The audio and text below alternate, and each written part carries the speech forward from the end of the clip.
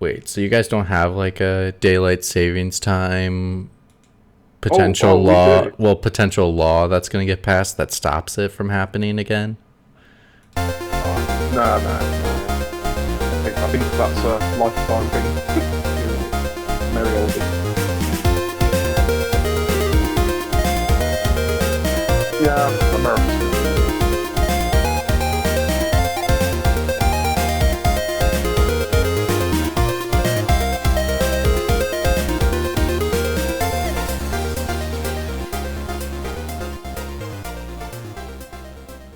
And we are live. And hello and welcome to Pixel Pints. We are the only global gaming podcast that covers two great things, which is good beer and video games. I'm Mitch, your host. McWomble and Burkoff are both chickens and decided not to show up today. I don't know why. It was a dodgy internet for one and a bed with a pillow for another. Who knows? We never know. But that's what we got so far. But that doesn't mean we don't have a show. We got people. We got people that are here still. We got Mr. Liam. How's it going? Right. Well, this is going well. I'm imagining Matt being blackout drunk again. Just like imagine him just falling asleep on his couch, just waking up 2 hours from now and being like, I was supposed to do a podcast or something. Or something. Yeah, because we're not just a podcast. We're something. Oh, it's crazy. I don't know if you played. I don't think I've asked you this question. I don't know if you played, but I just played League of Legends for the first time this weekend. Oh, oh dear. Should I contact your family? Should I tell them Mitch needs help? It's not bad. It's not bad. I can see why it is addicting. Like, you're just like, okay, one more match. Okay, one more match. Okay, one more match. And then there goes like 5 hours. And you're just like, what? But I've never played it just because I'm scared to play it. It's I think you would like it actually. It's I think it is interesting. The only hiccup about it is there are so many like heroes or champions is what they call them, that it's like the premise of the game is quite simple, but to actually get the minute finite detail of the game is actually really hard because it's all dependent on the champions and the combination of champions and making sure you're balancing each other out.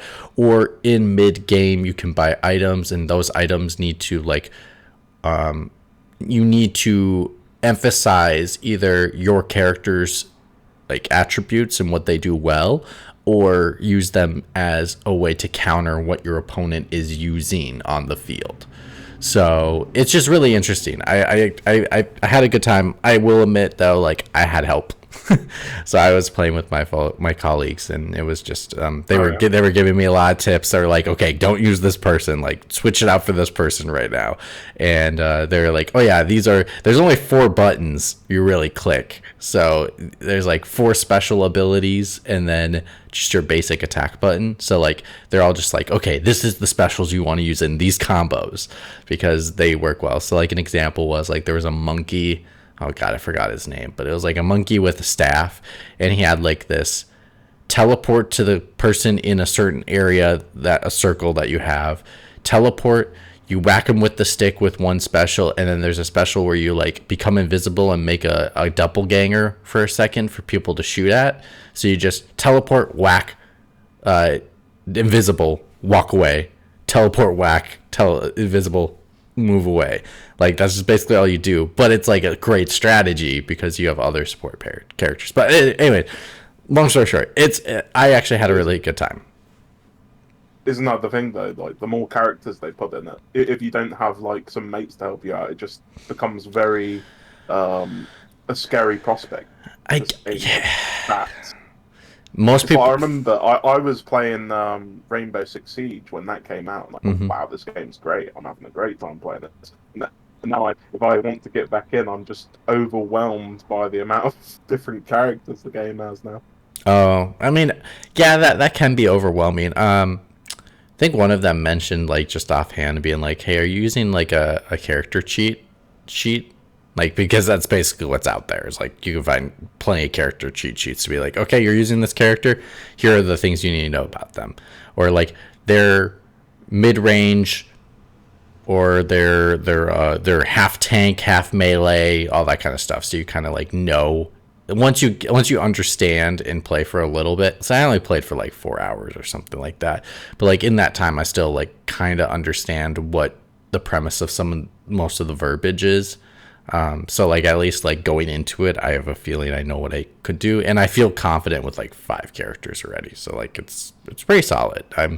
I can understand why people are addicted to this game, and now I'm like, do I want to watch the worlds to make like a curiosity? And I played this whole other battle mode that's not the regular battle mode. It's very high action, high paced.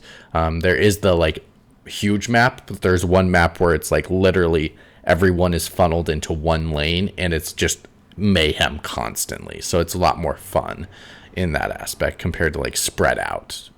But yeah, I'd say give it a go. I think you might like it, but you can always put it down. I mean, I could, but I feel like I could at least. I remember so many friends in university playing that game, and it was like me too. A big deal back then. Yeah, and they would get addicted, and you'd hear from them while you're midway through doing all your coursework, and they'd be like, "No, I've just been playing League the whole time. Can't stop. I need to go on my coursework." Oh yeah, like, literally, some people had to do retakes because they were too addicted to League. Oh my god, no! My roommate wasn't that addicted, but my roommate in college was very much like into League of Legends constantly. Like, I think there was, so it was a 2-person apartment. I mean, a dorm. But we had like 2 what we call unofficial roommates, which is like they didn't like their roommates and they knew my roommate, and so they would just come hang out with us. And so literally we had like 3 people in a room playing League of Legends at the same time on their laptops, and I'm just like working on shit, and I'm just like, what? Or they forced me to play Kingdom Hearts. Those were the ones that forced me to play Kingdom Hearts and got me in that thing. Oh, no. Yeah, it's a whole thing. But anyway, maybe we shouldn't trust them about League. Maybe not. But yes, we are a podcast here that does 2 great things: good beer and video games. Please drink responsibly. We are not sponsored by any breweries or beers. If you would like to follow us, we stream here on twitch.tv/pixelpints. You know what? I'm not even following the stream, Liam. Do you mind checking for the chat for me? I didn't even think about doing that before we started. Thank you. But yes, twitch.tv/pixelpints every single weekend. And if you want to go when we go live, you can follow us on Twitter at pixel_pints, and we'll tweet, except for this time because I do not have the tweeters in front of me to tweet because they are all somewhere over the rainbow. But anyway, you will know when we go live at pixel_pints on Twitter, and we do have an Instagram at pixelpintspod. That one is just for posting our episodes, fun pictures, all that kind of stuff. Not as related to the podcast hardcore as Twitter is. So follow us on Twitter. We also archive every single episode on twitch.tv/pixelpints and YouTube. So just search for Pixel Pints and you will find us right there, and every podcasting servicer around the globe. I stole that from, I forgot what team I stole it from. I totally stole it from Kind of Funny. That mannerism and everything around the globe. Anyway, we talk about 2 things, which is, but we're not much of beer drinkers, but we got beer talk if we want to talk beer talk. But like it's like 7 a.m. I'm not drinking this morning. I did not drink anything last night. Keith has named me Orange Squash Boy, so I don't think you'll be getting much luck with me either. That's okay. The color of the subject is basically orange. I mean, I'm doing just this drink thing. I had leftovers of, so I just decided to give it a try. It's like a replenishment drink. So just getting those electrolytes in this morning, just trying to, drink healthy, get some grape in there. That's all I'm trying to do. Drink anything interesting. Doesn't have to be beer, I guess. We can have it be drink talk instead of beer talk. Extravagant today. I've got Pepsi. So. Oh, you know what? Did you hear? Pepsi Max. Do you have Netflix? I know you have it in the UK, but like, do you have Netflix personally? Okay. Yeah. I just saw a documentary. I can't turn it off. I just saw they posted a documentary that was like, "Where's my jet?" And it's like Pepsi in America did a commercial where, with no disclosures, just said, "Oh, if you earn these many points on the Pepsi points competition, it was like 7 million. You could get a fighter jet." And like someone actually got that many points, and Pepsi did not give them a fighter jet because they thought, oh, no one's gonna get it because that's just an obnoxious number that no one could ever reach. It's just crazy. It was a crazy thing that they put it in marketing and then they couldn't follow up with it, especially because they didn't put a disclosure on the screen at all to say like, no, you can't earn a jet. Like they're not going to give you a fighter jet. But this guy like worked hard to get one. I'm like, oh my God, it's crazy. But anyway, my God, I know, right? I was just like, it's crazy. People come up with this shit. There's always a guy out there who see shit like that. That's why disclosures are real. Exactly. And in the 90s, everyone thought everything was freaking real that they saw on TV. Like, what are you talking about? Like, we were... I totally did. But I will admit, like, they talked about, like, 90s commercials being, like, some of the greatest commercials of all time, which I don't disagree after looking at those commercials. They were weird. They were wild. They were wacky. They were all different kinds of volumes of types of commercials. Like, holy shit. Yeah. Like, 90s was great for commercials. Oh, yeah. So boring nowadays by comparison. Yeah, they're so calculated and, like, so, like... Oh God, they focus group them so much that they're just like they lose their pizzazz. Like I like you can remember so many things from the 90s. I mean, baby bada papa, baby bada papa. Okay, anyways, but like music that just sticks in your head. Oh my God, the jingles. Oh my God, this is like what is it? I was watching. It's like I'm on TikTok and just like scan around, see what my younger generation likes to watch. No, I'm just kidding. I like TikTok. It's very enjoyable. But anyway, there is one that has like 90s nostalgia commercials, and like we'll just play commercials from the 90s. I'm like, oh my God, I remember that product. Oh my God, like. Oh my God, Yo-Yo Ball was like one of them. There's like, hey, yeah, it's a yo-yo ball, and it's like just a ball, and it's a yo-yo. It's like song is like so much fun. Whatever it does, it comes back to you. And I'm like, oh my God, I remember that like whole like melody. Oh, its commercial was genius because it stuck in me for 20 years. But exactly. Oh, they're freaking geniuses. Anyway, yeah, the power and nostalgia. Oh, so strong, so strong. Anyway. To the gaming topic. Liam, I know this is gaslighting, but this is what we do on this podcast, as you know, even though you're like, what the fuck, man? And it's like, oh, there we go. Monetization gone. Sorry. Oh, well, that was like, what, 14 minutes into the podcast? Our one viewer that happens to actually be me. Going to be very annoyed. Well, He's definitely going to ring all the advertisers and tell them, no. Cut him. Bad language. Oh my God. Anyway, but our topic today, and I only did this because what ended up happening was you want to know the premise of why I picked this topic actually, or you just want to know? Oh, yeah, sure. Oh, okay. So I was literally... Do explain. I was sitting in the office and I just see...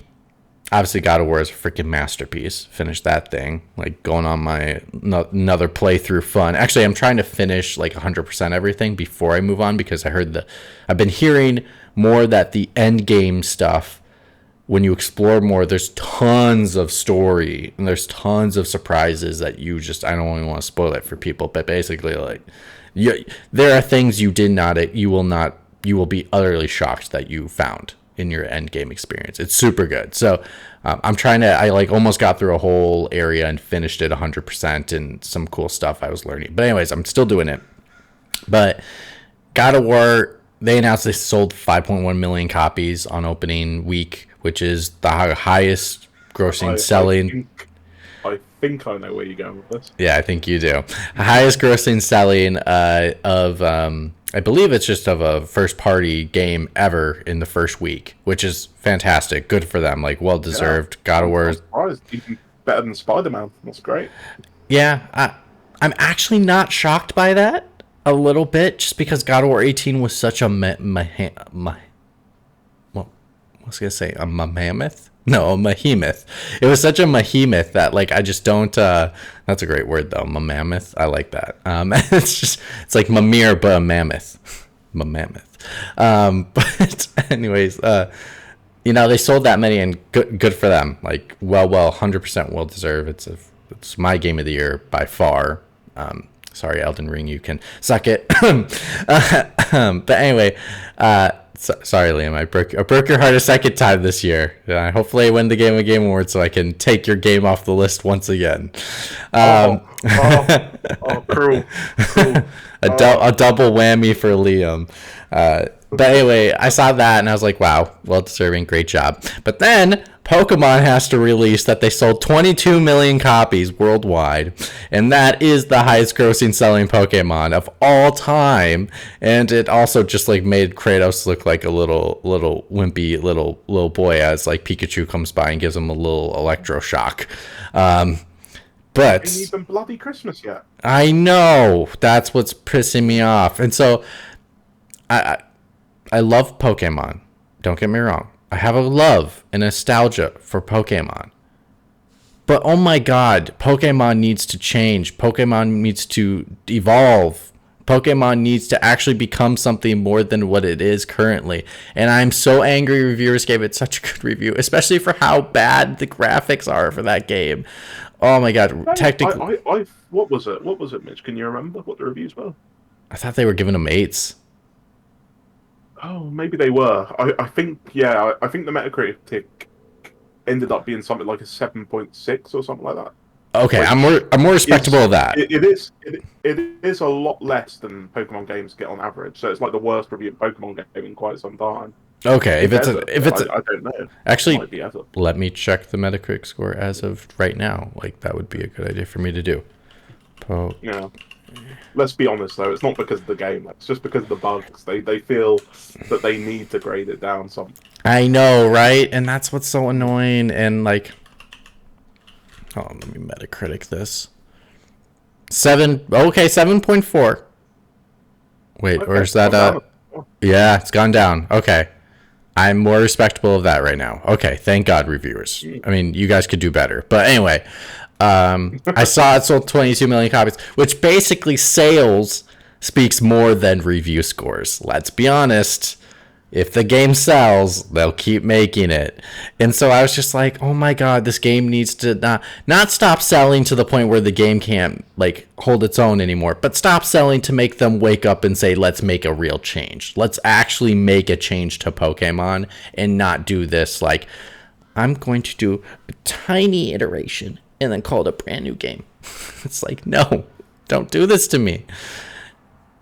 So... No. Pokemon's in such a weird place, and I kind of feel sorry for Freak in a way, because they're sort of like the mediators between Nintendo and the Pokemon Company, and it doesn't seem like either of them want to let another team have a crack at the games, other than Ilka, who recently did the Diamond and Pearl remakes, but it's sort of like they have very small amount of employees, like when you think about the amount of games they put out, and it's just like, why don't these people have more employees? Why aren't more resources being diverted to these people?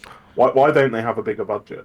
Well, yeah, and it comes off like like the issue when they were talking about this game and how technically it's like really struggling in many aspects. It sounds like as if, especially because they're like, oh yeah, it seems like they pulled some elements from Arceus, which would make sense. Is like, they built this into their engine. They're going to try to find ways to incorporate it into the other engines that they have for Pokemon. And it just seems like, it reminds me of my favorite studio of all time, Bethesda, and their engines, and just how they struggle with iteration because their foundation is just not there anymore. The foundation is now like cracked. though they make the best video games on the market, the foundation of their engine is cracked, that there's just so many holes that release so many bugs because they need to basically start from scratch on a new engine.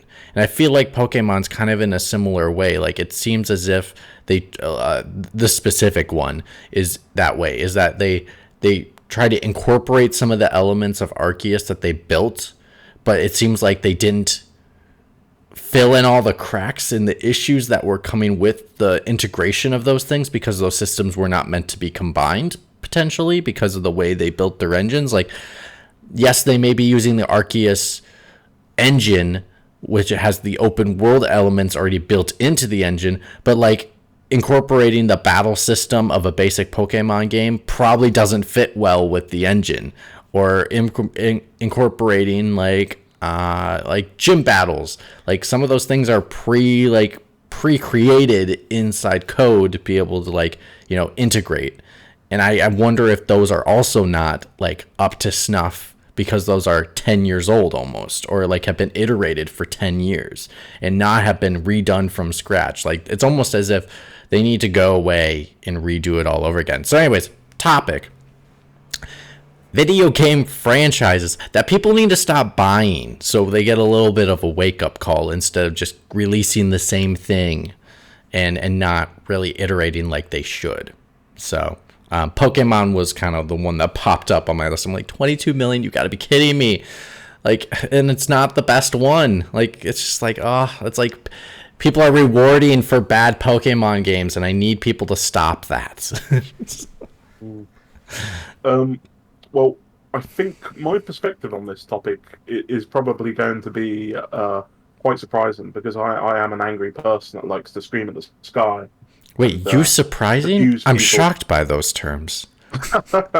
I do like to scream at people's viewpoints and why they keep buying certain games, I guess. But it's so annoying, because it's like things that I don't like, I still sort of understand why people like them, buy them. Oh, I do too. I completely understand why people will buy these things. I'm just mad because they do buy them. That we wish. You just wish that they wouldn't buy them. You wish they would have a Christmas Carol moment where the ghost of gaming past comes over and be like, bonks you on the head and being like, what you this is what you're doing, and the game of future comes over and goes like, the future is Call of Duty every year. Call of Duty, same Call of Duty. Well, actually, if we're going to talk about Call of Duty, because that is, I'm sure, an example that many people feel passionately about. It's not on my list. It's not on my list. Unless you put it on your list, I'm not talking about it. I'm not talking about it unless you put it on your list. I haven't even got a list, Mitch. I've got loads of things I can think of. I've got loads of franchises that definitely make me feel that way a lot of the time. Give me one. But I don't really have a list per se. It's more like sometimes I just feel like I wish this franchise would calm the fuck down. It's like you're just releasing games all the time to the point where it's like, did you even think this through? Could we have some like planning here? Can we have some time away from this franchise so we care a bit more when it comes back? But yeah, people want to keep buying it. Yeah. And I understand why people buy it, but at the same time, I wish they wouldn't. I wish that people would just let it be like, I don't need this right now. You wish you were the shopkeeper would smack their hand before they grab the copy. It's just like, no. So I would be like, instead of playing this game, why don't you play Elden Ring?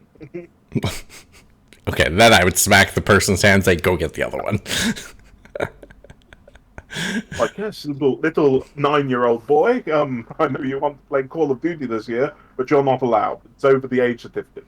But Elden Ring, ignore the age certificate. There you go, small child. No, I would switch out and give them God of War. Anyway, what's your one? What's your one? Come on, give me one. I mean, for me, it's kind of hard because I have one, but then I also feel the same way about many franchises associated with this brand. That's okay. We could do a power, like you can pick a franchise, and then what we'll do is we could do a power round where we'll just run through a bunch of them at the end if we didn't get time to mention them. Okay. So don't worry. I'm gonna say you'll get to burn the earth on all of them. We will give you the opportunity. I'm gonna say Assassin's Creed. Oh, that was mine. Yeah. I agree. By extension, Ubisoft in general. Okay. It's like, man, I used to love Assassin's Creed, and then I got a bit tired of it. Right? I'm sure many people felt similarly. You know, which is the Assassin's one that Creed. You were like? Which is the Assassin's Creed that kind of was like, okay, I'm done with Assassin's Creed. Oh, that I'm done with it. Okay, two questions. Hard. 2 questions. Which one made you start waning, and which one did you drop? Waning. Yep. As in like, okay, it's starting to repeat. Okay, I don't know. And then what's the one that made you just go, I'm off this train. I'm done. I'm not doing this anymore. Well, okay, that's super easy. That's I started waning with Assassin's Creed Revelations. It was like the finale in the Ezio Auditore trilogy. Yep. That was after, before or after? That was before Black Flag. It was. Was it one game before Brotherhood, then Revelations, then they did 3 and Black Flag. Oh, I thought it was 3 then Revelations. No. 3 came out after Revelations.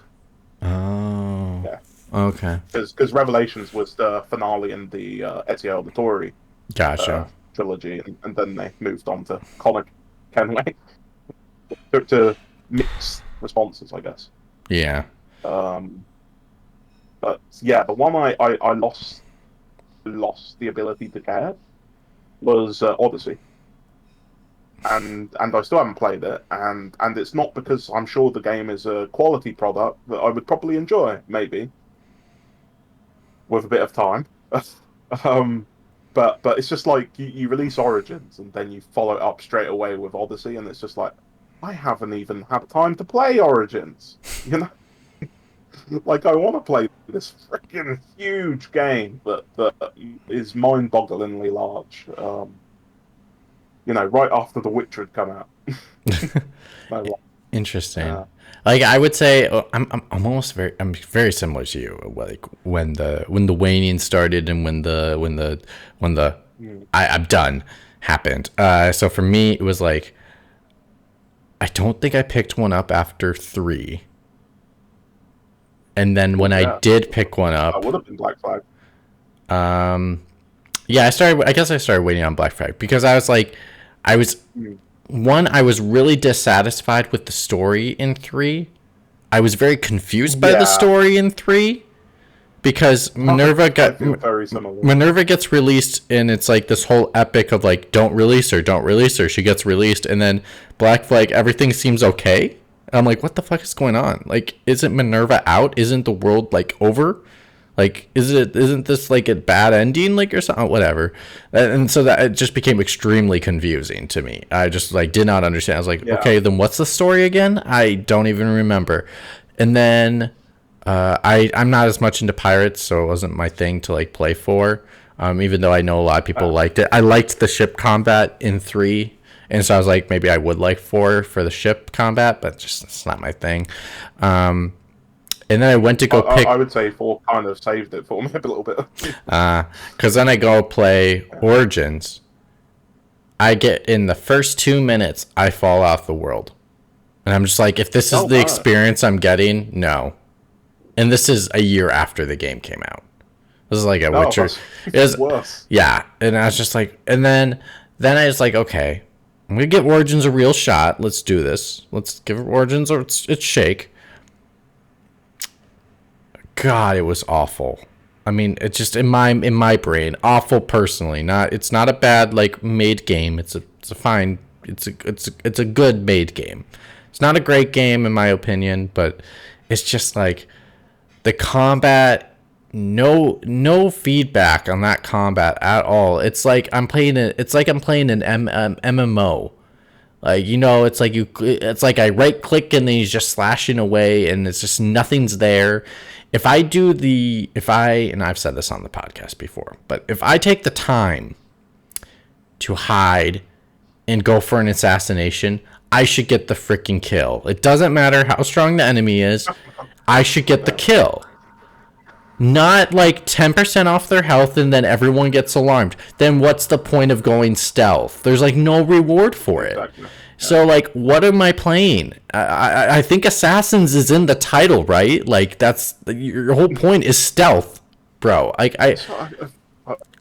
It's so weird as well because Assassins barely even feature in the story of their That's game. The other part. They're not even called Assassins. I know. It's just like it does, and then the plot, like the changeover with the Aesir and turning them into like gods, and then like playing off the mythologies. It's like, no, it makes no sense. It's just, all of it just doesn't make any sense. It's all a hoop of garbage in the modern world for me, even though for like, I believe it was most people didn't care about the modern world stuff. I did. And that was some of the most fascinating stuff for me too. Like, I thought the mystery was really fascinating and interesting.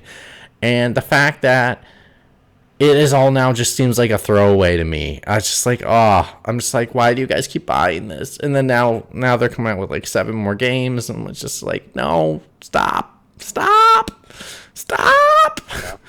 buying. It is a pain. It's painful. It's painful to watch for me. Yeah. Because I'm just like, do you feel they can do better? As though it's like a difficult prospect to even get back into this franchise at this point, you know, because it's sort of like you played all of the other games sort of in order, and now wanting to get back on the train, it's like I don't want to.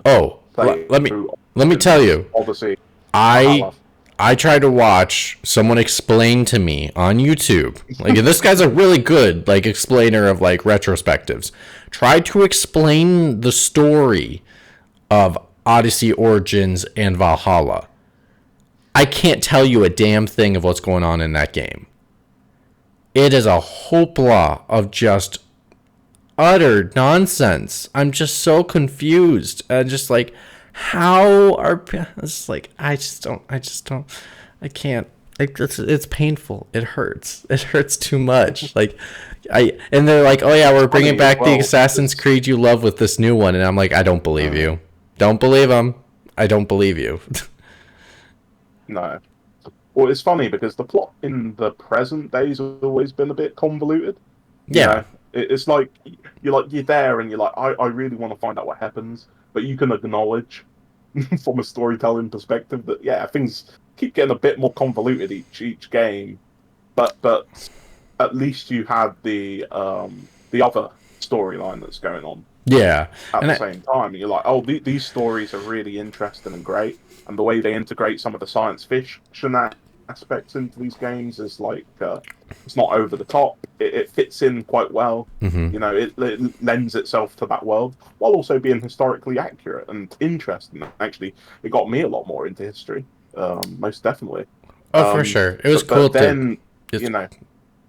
Yeah, it's just now the games have just gone way too far with it, and then you know, the plots become unhistorically accurate and a bit ridiculous. Yeah, like real science fiction ain't even that great. True, real talk.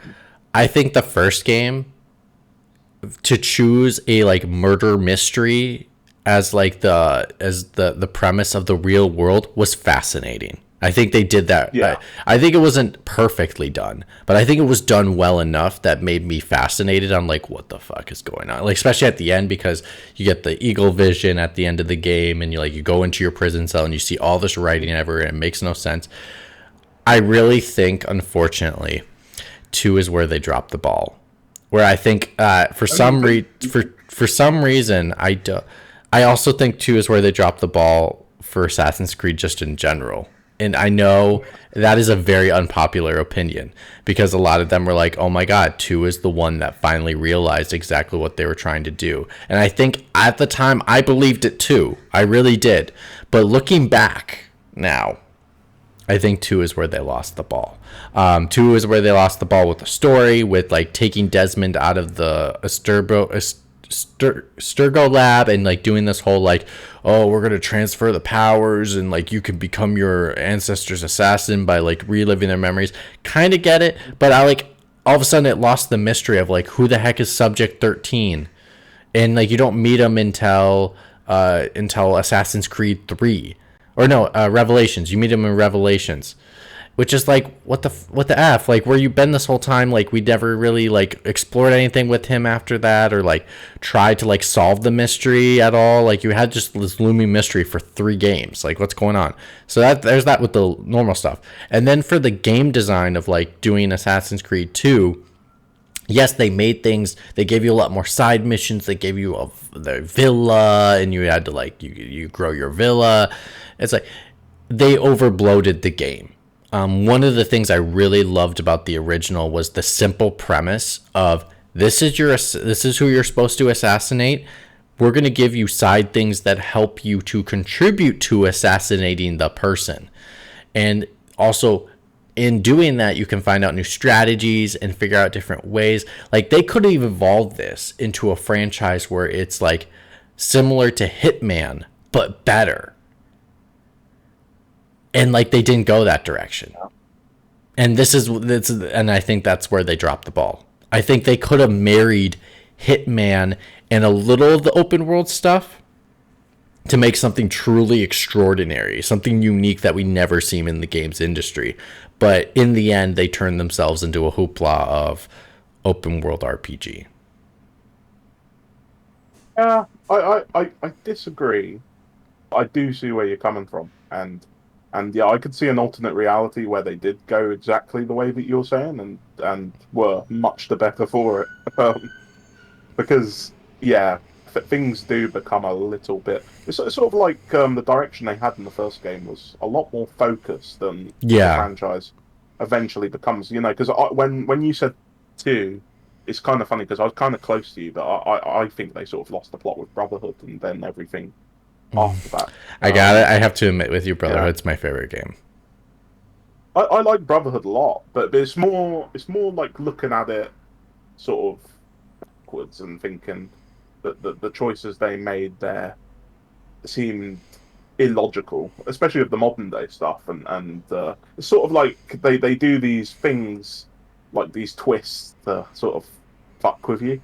But it's like it's more like they're doing it for the sake of it rather than because it actually is an important story beat that needs to Mm-hmm. happen.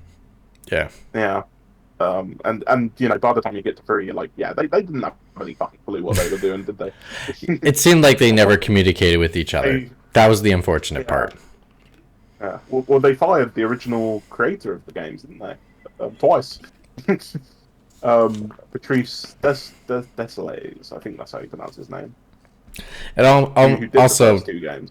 Also, it almost seemed as if they didn't know what to do with what they made. Like they made something, and they're like, we didn't plan ahead of like what would actually be the future until the game sold so well, and then we're like, shoot, we got to make a sequel.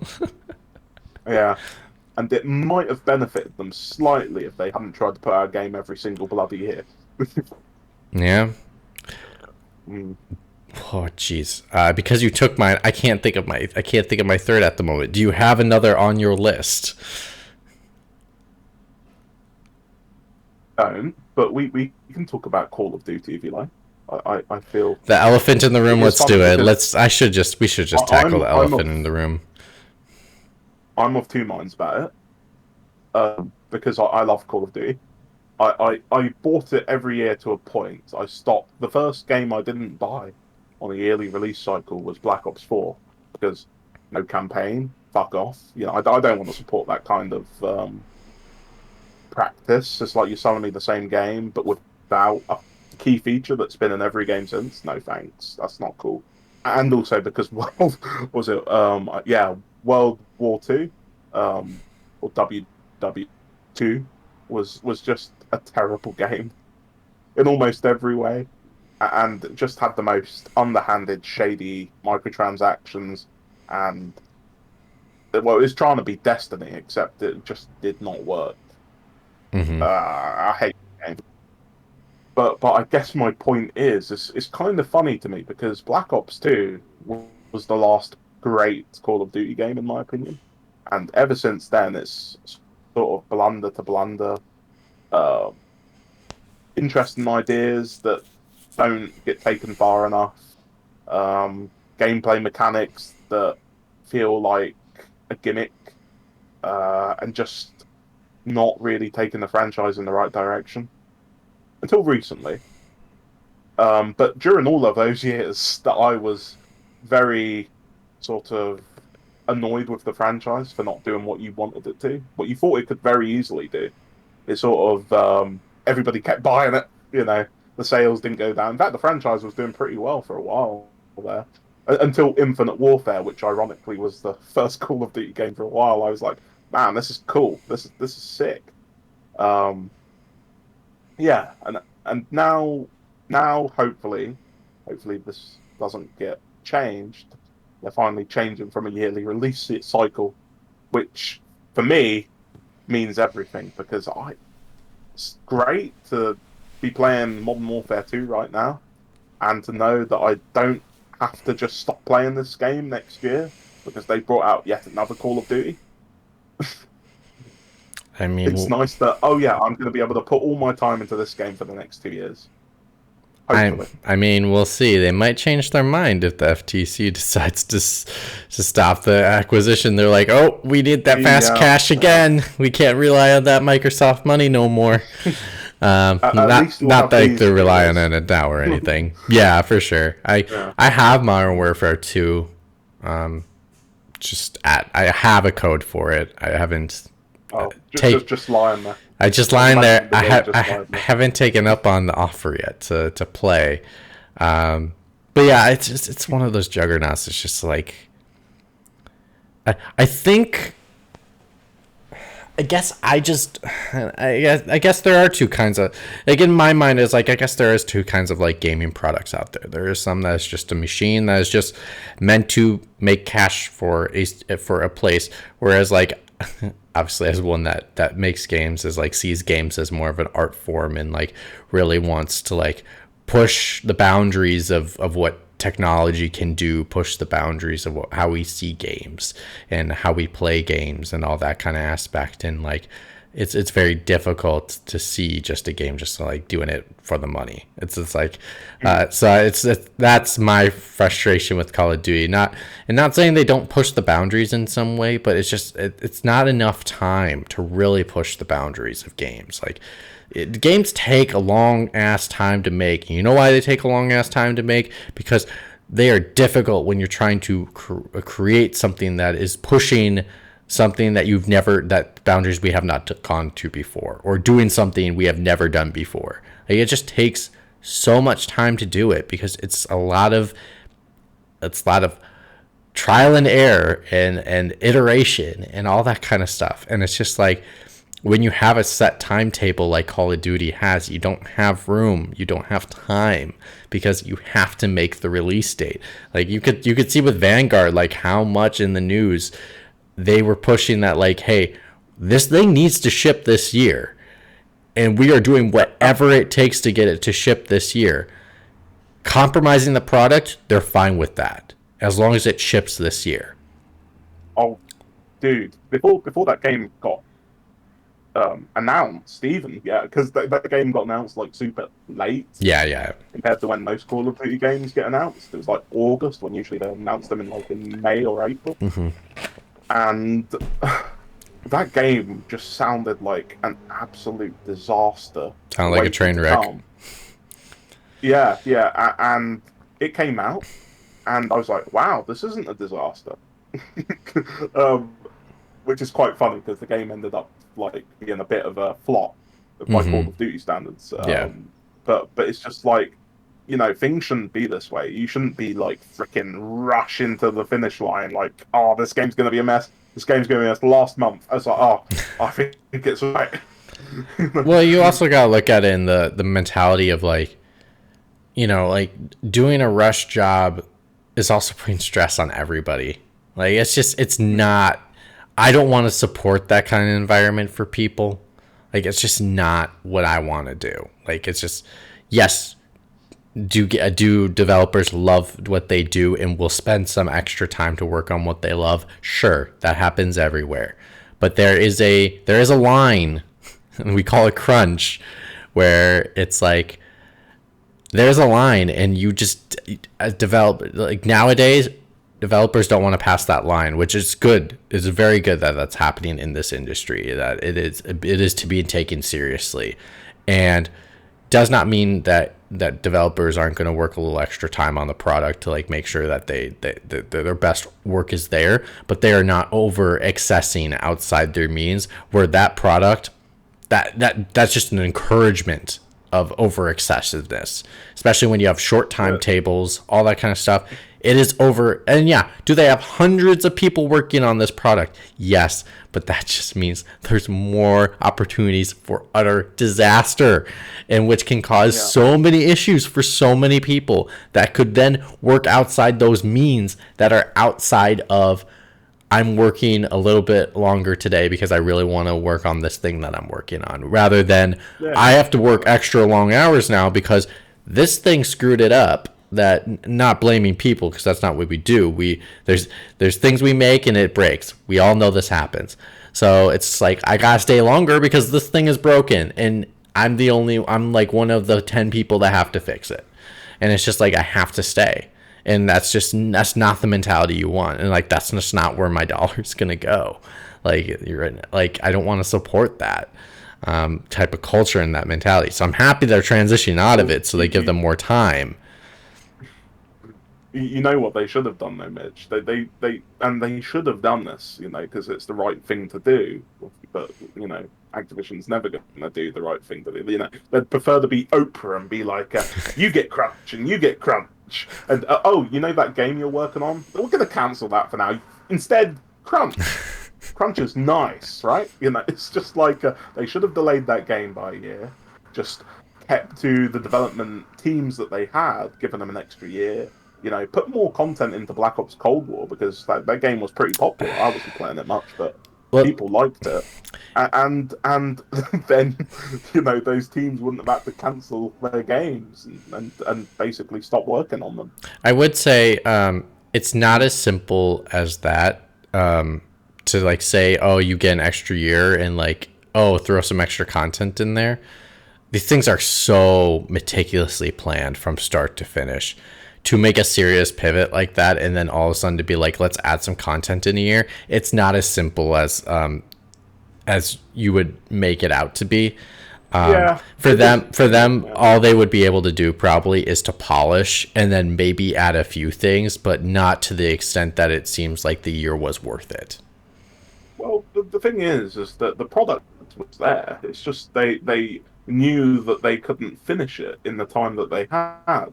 Mm-hmm. So instead all of these developers, that didn't want to work on Call of Duty, and forced them to work on it. Toys for Bob. Yeah, sorry, you're done with Crash. Go work on. It's just like if that team had been given an extra year, that it probably would have been the exact same product we got, but a year later, to be honest. And it probably would have flopped just like everybody, just like it did, and ironically, the next game, Modern Warfare 2, that we have now, probably would have gotten another extra year. It's interesting to imagine a different reality where that would have happened. But that's the thing, isn't it? We've just rewarded them with a bunch of money for Modern Warfare 2 after that disaster. So they never learned their lesson. You want to know another disaster we gave their money to, which is the next on my list? Oh yeah, what was that? CD Projekt Red. Stop giving them your money until they come out with a product that is not utterly not functioning correctly. Please stop giving them your money. Like, I'm not advocating for studios to shut down. I'm just advocating for people to spend their money where we can make sure that studios are actually coming out with good products and making sure like they're successful for the right reasons, not the wrong reasons. And right now, I feel like they're successful for the wrong reasons. And it's just like, oh my God. Like, I hopefully I am utterly praying to the gods people have learned their lesson with Cyberpunk 2077, but I just don't know. This is the overwhelming, like, overarching question that is in my brain is like, will gamers learn after that? And seeing the though it is my most anticipated game of the year until December 31st, 2022, Starfield seems to be a game that people are falling for, just like they did with Cyberpunk. Not saying the product was going to... I understand why you worded it like that. Not saying that the product is going to be the same as Cyberpunk 2077, because we don't know. But the way that the Starfield has used the marketing and the hype of people and journalists, the way they have used them for hype, just like Cyberpunk 2077, seems to come off as if this is another game that though it's my anticipated game for the end of this year, if it falls short like at Cyberpunk 2077, we're going to run into a similar issue. Fortunate enough, at least there's a thing called Game Pass, and the people just will unsubscribe to it compared to like actually buying the product and having to try to return it. Which that whole fiasco is another disaster of its own. But what I'm trying to say basically is I think we'll really learn what people, where people have actually like understood and did people learn their lesson from Cyberpunk 2077? And I'm not sure because of Starfield that they have, because I am, even though I think Starfield's going to be fine, but at the same time, I don't think people have learned their lessons at all. And to be honest, I'm not sure they ever will. Well, you know, just a bit of good marketing can really do it for people. You know, and CD Projekt Red could do it again as well. And I don't think they will, but they could. And I think people would fall for it a second time. I really... or probably a third time this one. Yeah, for developers that are giving you a lot of coined phrases, I always tell a person, wait until you actually see the game. Don't take their word for it. We are always overambitious in the beginning because we are. I mean, that's what we think we can achieve. And then when you get to the nooks and crannies and actually working heads down on the project, things get cut. Things don't get fit in. Things just don't make it that you want to make. Or you run into an issue of like, oh, this engine cannot handle this. Or the hardware cannot support this. Because we have all these other core elements in the game that we need, and we just can't support this. Now, a lot of the times when they talk, most of the time they're talking about core elements, so they stay in the game. But just the colorful language, just be mindful of the colorful language used, because those numbers can change from you can explore 1 million planets to no, that's not how many you actually can explore. So I heard they hired Peter Molyneux as their spokesperson. So is he bringing? Things are only going to get clearer. Is he bringing Milo with him? Yeah. I expect Milo as a co-star. He's a companion you can have in the game. Just a small child who's very realistic. Don't trip on the rock, Milo. Oh my god. If people don't know what that is, go look up Xbox press conference of Milo, this project that never came out. And it was I think we all, correct me if I'm wrong, did we learn it's all fake? It wasn't even real? Do we? I can't remember. I thought I read something, but I could be totally wrong. It's so long ago, but I thought I read something to say like Milo was like not even like reacting to the player. It was all scripted. I mean, I wouldn't be surprised. I wouldn't be shocked either. It seems pretty. Just like it seems fake in a way that you don't even need somebody to tell you it's fake. Seriously, yeah. But I mean, but it's old enough. It's like 2006 that it's old enough. You're like, but it could be real. just not sure. It's sort of like Peter Molyneux went, yeah, Milo, that's going to happen. That's going to happen. That's it. We're working on Fable: The Journey now. Milo, who's that again? Oh, Agent, right? Agent. Milo, I'm sorry, Agent. Oh wait. Oh, I'm Agent, sorry. the game that... Rockstar. I'm sorry. Oh wait, Agent. No. I'm sorry, Agent. Well, I think the problem with Agent is Rockstar just don't seem. Well, they never just said, okay, Agent ain't. Well, did you read the story of like how Agent? I read the story. Yeah. Of Agent. Oh, the premise sounded so good. Yeah. Of like when they were working on it. It did sound great, and it seems as though it never really came together. Left the pre-production stage, I guess. Kinda, yeah. It was like in mid. It was like a little bit past pre-production, but yeah, it was pretty close to. It seemed like they had workable builds. Kind of thing.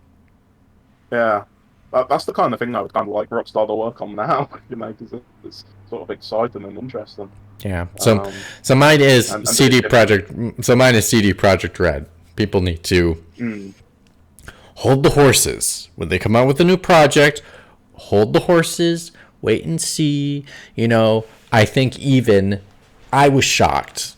And again, I guess I'm not shocked. Game journalism. Oh my God. It's just, it needs to change. Reviewers need to review correctly. Like, we need to stop with this 7 to 10 scale BS, because it is now really like when these games aren't coming out really well done, we need the 7 to 10. We need a 0 to 10 scale, not a 7 to 10 scale. So like for this Pokemon game that just came out, we really needed to say like, oh, it's actually a 6, right? Like, because it's like it's above average, but it really is struggling with the hardware. It's not iterating like it needs to. It's a 6, not a 7.4. This could be a whole topic onto itself, Mitch. It's sort of like I wish reviewers were more open to, one, exactly what you just talked about, and two, being more open to re-reviewing games. Going back a year later and going, this game's changed quite a lot, and it's a different game than it was a year ago. Let's re-review it. It's with the way things are these days, with the project you get, the product you get. I can respect that compared to the year later. Yeah, I wish they would do that, and I wish. I also wish they would change the kind of relationship they have with the games industry a little bit. And getting a little less involved with the hype cycles for these games, and actually getting down to the brass taxes of actually being conscious that they're helping the public decide what games they should buy. Oh, but even that gets a bit touchy, because it's like, I don't know. It's a complicated topic. Yeah, also having less of a revolving door, or if they are having that revolving door, they need to be a little more open about that. Why they made the change, like, I'm just not going to use examples, but like there's been some recently that have moved over to some gaming companies, and all I ask is they share reasoning for it. Like, I know people will be understanding of it with doing that transition, but it just tarnishes the work they did a little bit. And like people will then be skeptical about what they did at that place, especially if they go work for a studio they reviewed for. It's just like I 100% respect the work they do. Yeah. I think the job, right? Yes, and I think people understand that too. And I think what people are, yes, we are appeasing. There will be some of the few that won't believe you, regardless of what you say. But I think the majority will, and I think the majority understand, and the majority just want reasoning. And then once they get that reasoning, they're like, "I'm good. Thanks for telling me." Like, I just wanted. I'm just curious. Like, were you just trying to like get a job, or what was your thing? Like, what was? And it's like, that's all you have to do. And that's just like It's like, don't act like it's not weird, because it is a bit. It is weird. Like, especially if you're honest about it up front. Especially if you go a lot of crossover between the industry and the writers. you know, well, the game site writers, and they meet people and they talk to people Mm-hmm. because it's part of their job, and you're going to make connections, and that's what people do. They do it in college and university, and you do it in the industry. And there's so much crossover that, of course, you're gonna be open to opportunities that most people aren't gonna have presented to them. So just being honest about it and talking about it and taking the weirdness out of it would be a nice thing to do. Yeah. Because a higher salary ain't nothing to scoff at. Let's be honest. No, higher salary, and then maybe Mm. working at a place you've always wanted to work at. Like, yes, would you wish? Yeah, Like, totally. I think people are like, well, aren't you ungrateful what you have? Probably not. I mean, they probably aren't ungrateful. They probably really love that they get to play games.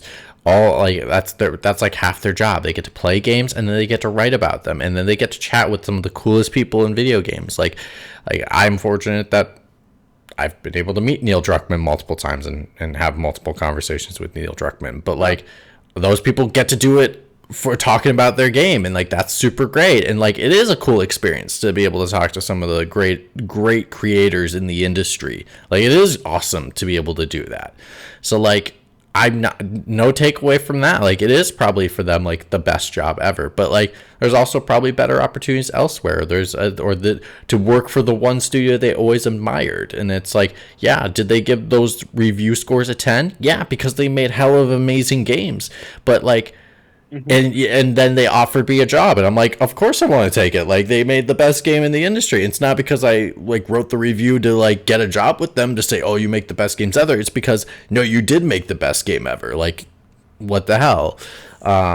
Yeah, I think the more transparency with that is more helpful. I mean, I wish we tackled video game reviews like we tackled the movie industry a little bit with like Rotten Tomatoes needs to come out with a game section. They probably do, but like literally Fresh and like Rotten Tomatoes need to be like a actual thing for games. Like do you know how there would be some absolute stinkers on Rotten Tomatoes if they put games on there. Oh my god, it would be so fascinating to see what games would get like a Fresh and a Rotten Tomato. Like, would this Pokemon game get a Rotten Tomato? Like that, this would be borderline Rotten Tomato. But that's what we need as the game industry. Instead of being like, oh, a new Pokemon's out. Oh, it's just sevens, eights. I'm seeing the scores across the board. Like, oh my god, no, all respect to. It's like children can play it fine, but it's a borderline unplayable game for most people. Most gamers. Yep, and no disrespect to the Kind of Funny crew and Blessing at all, but I to see Blessing's review and then see what the product is out there. I don't understand why he gave it such a high mark the way he did. He gave it a 4 out of 5. I'm like, what? No, dude, that's a 3. Like you just can't. Can I? You may have nostalgia for Pokemon. And you like Pokemon. Sorry, almost not. You may like Pokemon. He has nostalgia for Pokemon and thinks, "Oh, this is the iteration we need." It's not an iteration. It doesn't do very many changes to the formula to really make a true evolution. And like it's just like I disagree with you extremely. And I just like I bet he would give it a Fresh Tomato, and for me that would be really frustrating. Yeah.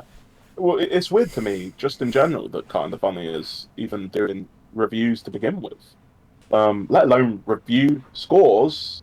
I felt like that was part of the reason they sort of splintered off from games media to get away from that kind of critique. It's just weird. Kinda. I think they did, but I think they also wanted to just do their own thing, like to have full control of what they did and not have, not saying IGN is just this rude place that no one enjoys working for. It's just a behemoth of a company, and it's got standards that their own that they created, and this allows Kind of Funny to make their own standards of what they think is best. The thing is that like we can both admit that review scores are sort of pointless, especially because they don't even use the full scale.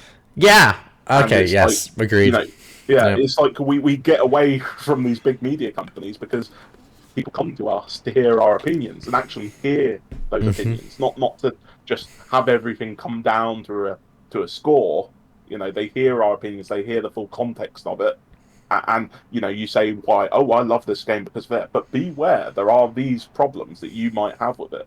That's a far more it's just a far more appropriate way to condition people to a product compared to like IGN review score, Oh, which I 100%. understand why they do that.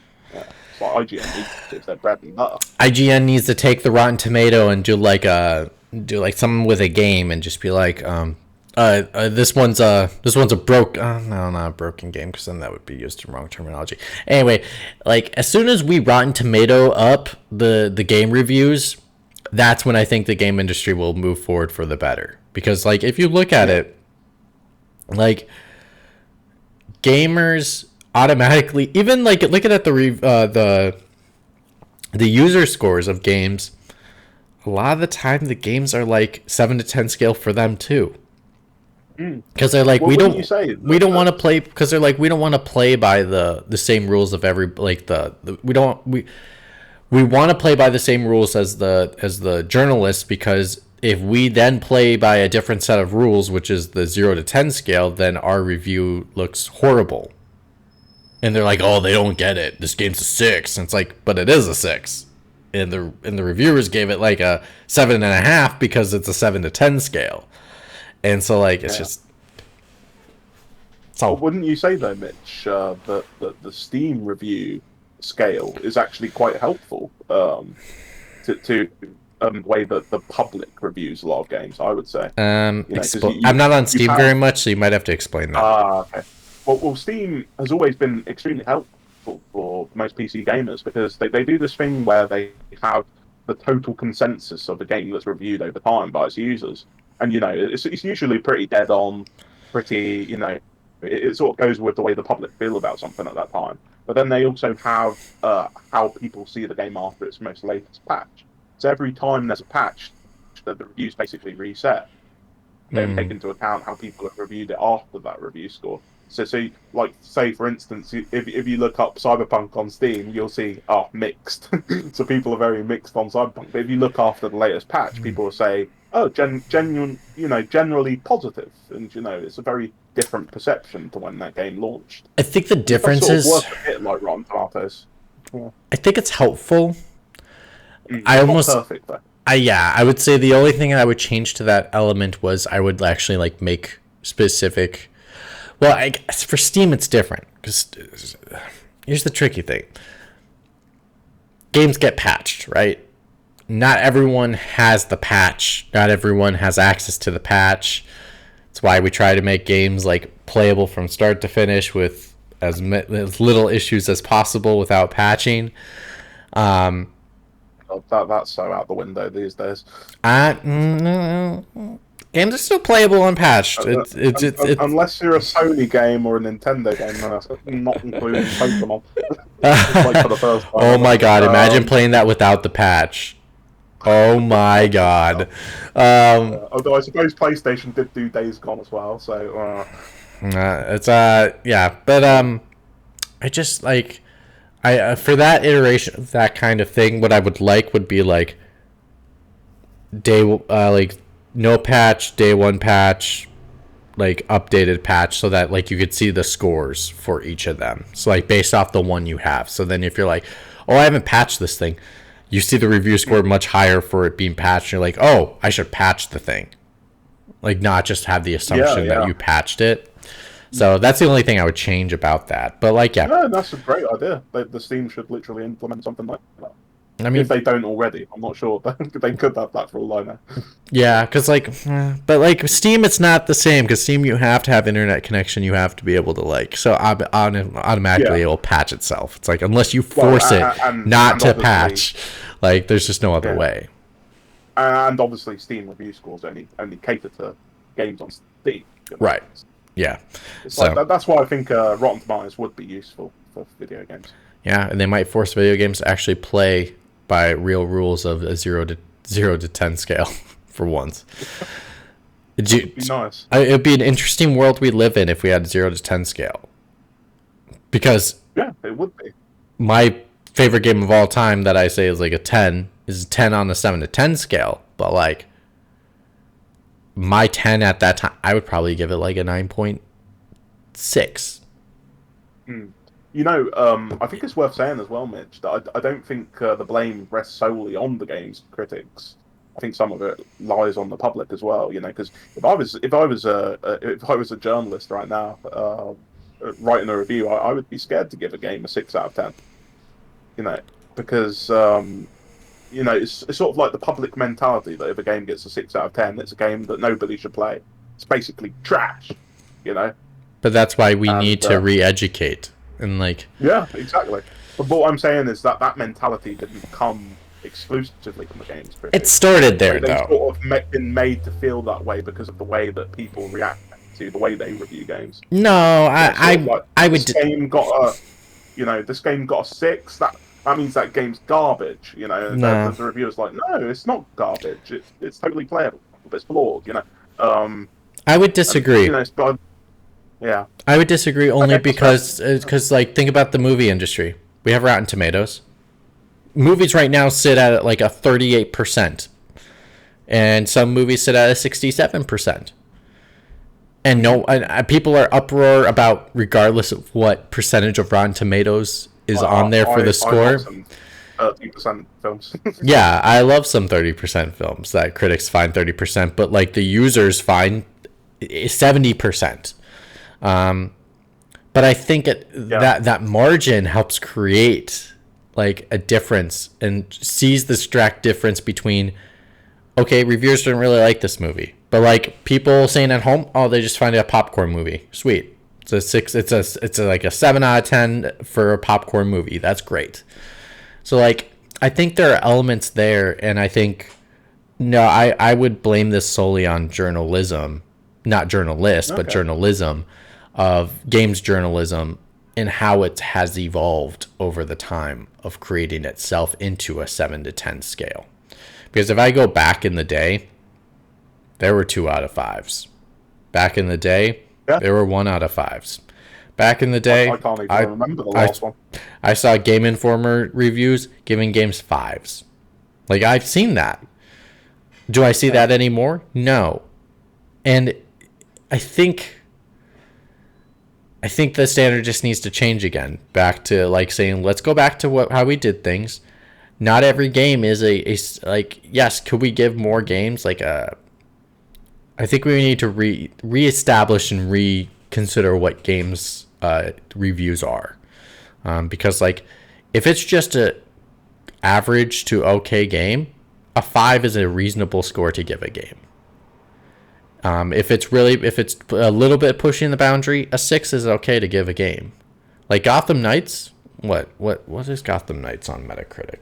Now I gotta look this up. No, but I would say that's rated too low in my opinion. Gotham. I don't know. I might change my mind after you say what it is. 69. I feel like that's just a 6. User score is a 5. Average, if I round up, it's 4.8. I'd say that's dead on where I feel that game is, a 7. But yeah, that's the problem, isn't it? Because a 6.9 in a lot of gamers' eyes is never touch. This game has no value whatsoever. Yeah. In a nutshell, basically, these review scores contribute to how much people sell these games. And games, we need people to stop buying. So thank you. It's all a vicious cycle. It's all a vicious cycle. I think we in the end found the core root of the issue. So no, maybe it wasn't a tangent after all. It was perfectly salient. It was exactly what we planned. Thank you for watching Pixel Pints. If you'd like to follow us, we stream every single weekend here on twitch.tv/pixelpints. If you want to know when we go live, except for this weekend, but future weekends, just follow us at pixel_pints. Or go to Instagram at pixelpintspod and you find fun pictures, and we'll post the episodes there as well. But we also post them on twitch.tv/pixelpints. Also on YouTube, just look up Pixel Pints. And finally, every single podcasting service around the globe, we have it there if you want to listen to our beautiful voices. But if you want to watch us on a video, you got Twitch, you got YouTube, all that fun stuff. Thanks, Liam. Thank you. We have not done a show where it's just you and me, so this was fun. Yeah. I thought it might be a bit strange with just 2 people, but no, I think it worked out fine. No, we're professionals. That's what we do. And on that note. Yeah.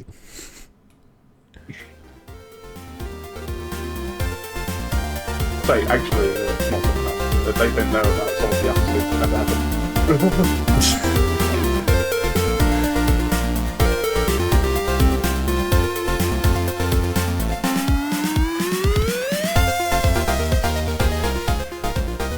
This outro music takes so much time to finish sometimes.